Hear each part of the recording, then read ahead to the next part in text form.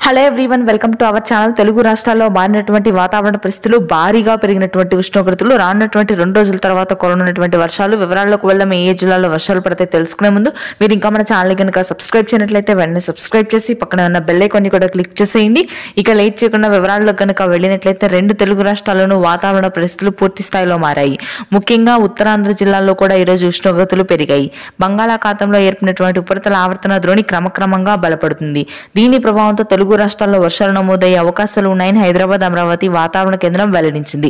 ముఖ్యంగా చూసుకున్నట్లయితే ఉత్తరాంధ్ర జిల్లాలో వర్షాలు నమోదు కానున్నాయి. మే మొదటి వారం చివరి భాగంలో మే 5, 6, 7 తేదీల్లో శ్రీకాకుళం, విజయనగరం, విశాఖపట్నం, పార్వతీపురం, మన్యం, మల్లూరు సీతారామరాజు, గుంటూరు, కృష్ణా ప్రాంతాల వరకు కూడా వర్షాలు కురిసే అవకాశం ఉంది.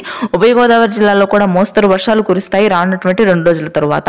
ఇక ఉత్తర తెలంగాణ, నిజామాబాద్, ఆదిలాబాద్, నల్గొండ జిల్లాల మీద కూడా ఈ అల్పపీడన ప్రభావం కొంతమేర ఉండే అవకాశం ఉంది. రాయలసీమ జిల్లాలో మాత్రం అత్యధిక ఉష్ణోగ్రతలు నమోదవుతున్నాయి. దేశంలో కల్లా రాయలసీమలోని కర్నూలు, కడప, అనంతపురం, సత్యసాయి, నంద్యాల ప్రాంతాల్లో 46 డిగ్రీల రికార్డు స్థాయి ఉష్ణోగ్రతలు నమోదవుతున్నాయి. ఇదే విధంగా కొనసాగే అవకాశం ఉంది. గాలిదుమ్మల ప్రభావం అత్యధికంగా ఉంటుంది రాయలసీమ జిల్లాలో. ఇది ప్రస్తుతానికి latest weather update. Thanks for watching this video.